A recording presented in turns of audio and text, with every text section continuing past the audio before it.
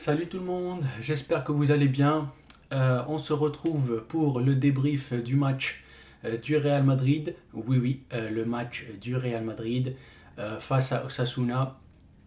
Victoire des Madrilènes 4 buts à 0 dans un match totalement maîtrisé de bout en bout de A à Z. Et l'équipe d'Osasuna a été très très mauvaise aujourd'hui, dégueulasse. Ils ont été nuls à chier, dégueulasse, tout ce que vous voulez. Euh, c'est vraiment une chose que je veux essayer. Je veux faire des débriefs d'autres équipes. Je sais que je suis supporter du Barça et je suis fier de l'être. Je suis supporter de l'équipe nationale d'Algérie et je suis fier de l'être. Mais dans ma bio pour ceux qui la lisent et pour ceux qui l'ont pas lu, j'ai dit que je priorise les matchs du Barça et les matchs de l'équipe nationale d'Algérie, mais aussi je suis un fan de football. Et qui dit fan de football dit fan d'autres clubs, donc le PSG, le City, Barça, Real, Bayern, Arsenal, Liverpool, Manchester, Milan, tout ce que vous voulez. Les équipes nationales c'est pareil, l'Espagne, l'Allemagne, l'Angleterre, la France, l'Argentine, le Brésil, le Qatar, le Cameroun, le Maroc, tout ce que vous voulez. Donc il est temps pour moi de step up et de parler d'autres équipes.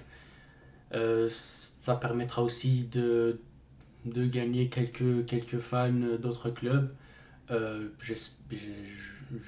J'aime bien mes supporters, mes abonnés barcelonais et algériens, mais pourquoi pas, hein, je suis là pour vivre de ma passion, je suis là pour parler de ma passion. Donc ma passion c'est le football, ma passion c'est le FC Barcelone, ma passion c'est l'équipe nationale d'Algérie, mais aussi d'autres clubs. Donc on est là, tout en détente, match du Real Madrid. Je connais d'ailleurs beaucoup plus de supporters du Real Madrid que ceux du Barça. C'est une ironie.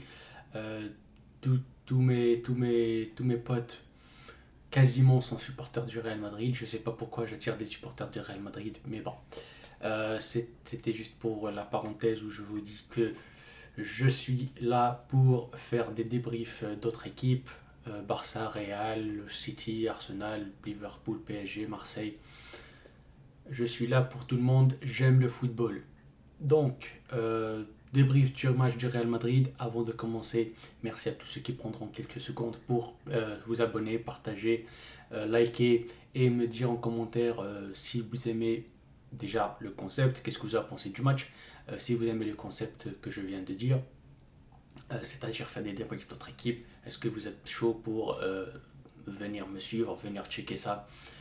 J'espère que vous serez d'accord, j'espère que vous serez. Vous aurez envie de venir checker mon avis et mes opinions sur les matchs d'autres clubs que le Barça. Donc sans plus tarder, on commence le débrief. Match du Real Madrid, victoire 4-0. Il n'y a pas grand chose à dire, mais Ancelotti s'est rattrapé. Ancelotti s'est fait, je pense qu'il s'est fait engueuler par son fils. Lui qui se fait engueuler par son fils chaque fois, presque. Il s'est fait engueuler par son fils et lui dit bon, ouais, c'est bien, t'as essayé ton 4-4-2, mais ton 4-4-2 est pourri, donc faut que tu retournes dans les bases, faut que tu retrouves tes bases. Et les bases sont là. Le Real est parti sur un 4-3-3, comme ils ont pu le faire.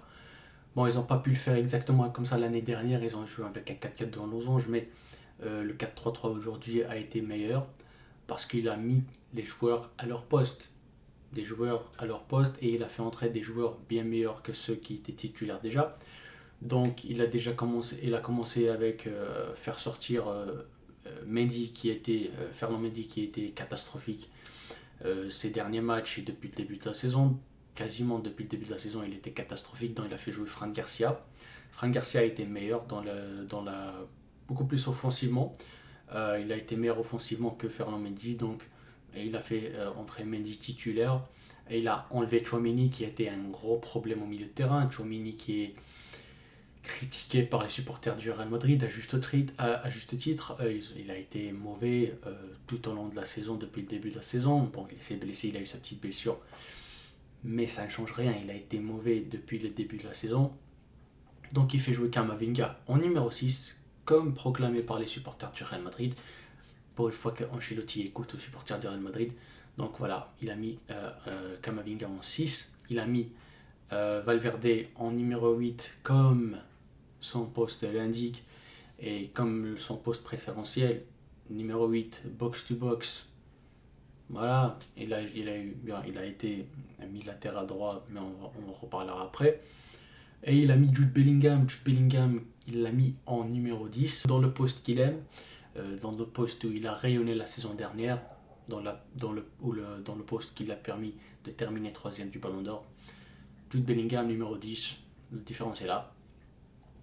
Il a mis Rodrigo. Le retour de Rodrigo a permis quand même de passer à ce système-là. Donc Rodrigo sur le côté droit, Vini sur le côté gauche, Kylian Mbappé sur le côté en pointe comme numéro 9. C'était la composition de départ. Beaucoup de choses ont changé dans le match. D'ailleurs, petite parenthèse pour souhaiter un très bon rétablissement et force à Rodrigo et Eder Militao, mais aussi, je pense, Lucas Vazquez. Les trois sont sortis sur blessure. Le Real a souffert, n'a pas souffert dans le match, mais a souffert avec les blessures. Rodrigo premier qui sort, rechute après son retour de blessure. Déjà, il était titulaire parce qu'il a été de retour de blessure, qui lui a empêché de jouer face au Barcelone, face au Dortmund et face au Barça en Champions League et en Liga.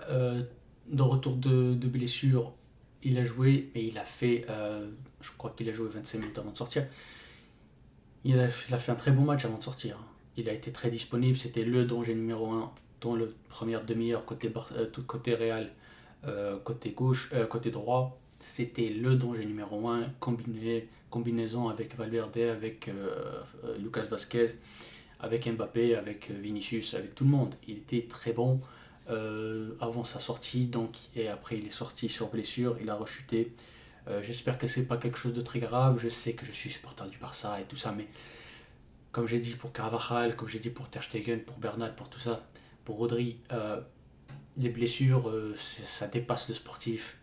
Quand un joueur se blesse, pour moi, ça dépasse la rivalité, la petite rivalité Barça-Real, tout ça. C'est un joueur de football, c'est un humain, il s'est blessé et il ne peut pas pratiquer le sport qu'il aime, le sport qu'il aime. Donc voilà, c'est quelque chose qui dépasse le sportif. Donc bon rétablissement à lui. Bon rétablissement aussi à Eder Militao qui s'est fait les croisés d'après les dernières infos que j'ai lues avant de venir tourner cette vidéo. Il s'est fait les croisés, donc saison terminée pour Eder Militao. Eder Militao qui revient d'une longue blessure déjà l'année dernière. C'était compliqué, je crois que c'était les ligaments, encore une fois, c'était quelque chose en relation avec le genou. Je sais pas si c'est le même genou droit ou si c'est le genou gauche, mais quand même il revient d'une très grande blessure. Déjà, ça a pris beaucoup sur lui. Il a pris beaucoup sur lui, il a souffert, donc il repart encore sur une longue blessure, les ligaments croisés. C'est très très compliqué pour lui. J'espère qu'il se sera un bon rétablissement. Force à lui. Force à Eder Militao encore une fois. Et Lucas Vazquez qui s'est tenu l'arrière de la cuisse, c'était le biceps fémoral. Je crois, si je me souviens bien, de la jambe gauche. Donc il est sorti à la mi-temps lui aussi. Donc c'est peut-être le joueur qui dans la blessure est la moins grave, mais quand même ça reste une blessure. Donc bon rétablissement à Lucas Vazquez lui aussi. Voilà, c'était pour la petite parenthèse blessure. Force aux joueurs qui sont blessés, que ce soit du côté du Real Madrid, du FC Barcelone, de Manchester City, de tous les clubs du monde. Un joueur qui se blesse, c'est jamais une bonne chose, donc force à eux, force à tous ceux qui sont blessés, et bon rétablissement à vous, Inch'Allah. Donc on revient sur le match et une analyse beaucoup plus tactique. Donc le Real Madrid a très bien joué dans ce match. Ils ont su bien combiner, ils ont su bien faire transitions, des passes, donc des combinaisons, des passes, des actions. Ils ont été meilleurs, meilleurs notamment lors du match à l'AC Milan en Champions League. Ils ont été meilleurs, mais sans enlever quelque chose, quoi que ce soit au Real Madrid. Mais quand même, cette équipe d'Osasuna aujourd'hui a été très très nulle. Je n'ai pas reconnu l'équipe qui nous a tapé il y a un mois. C'était vraiment nul, ils étaient nuls, ils étaient venus main dans les poches. Je sais pas ce qui leur est arrivé. Voilà, ils ont rien donné, ils ont rien proposé. Ils ont 2 tirs en 90 minutes. C'est quand même inquiétant. Ils n'ont pas joué, je vois pas pourquoi ils sont venus. Si c'était pour faire une prestation pareille et si c'était pour perdre 4-0, ils ont, ils ont dû pas venir et ils ont eu le match forfait, ils auraient perdu 3-0, voilà, 3-0, 4-0. Tomata, 4-0, 3-0, c'est pareil. Donc ils se sont juste fait chier à venir à Madrid pour rien. Ils ont juste fait le déplacement à Madrid, mais rien, voilà. Ils ont rien proposé, c'était ignoble, des dégagements. Ils étaient embêtés avec la balle, je crois qu'ils voilà, ils ne sont pas venus ici pour jouer un match de football. Le Real Madrid a en profité, ça leur a mis en confiance. Triplé de Vinicius, on va parler des cas un petit peu individuels rapidement. Vinicius Junior, triplé, hors penalty cette fois. C'était un très bon match de Vinicius. Il n'a pas été vraiment mis en difficulté. La plupart de ses dribbles ont fonctionné. Il reste toujours cette petite combinaison avec Mbappé qui manque. Ça ne passe toujours pas pour l'instant entre Kylian Mbappé et Vinicius Junior. Mais je pense que ça va venir avec le temps, ça va venir. Autant mieux pour nous que ce n'est pas venu lors du Classico. Et tant mieux pour le Barça que le Real Madrid a perdu des points lors des derniers matchs de championnat. Voilà, Vinicius a fait un très beau match. De même qu'Mbappé, même si Mbappé n'a pas marqué.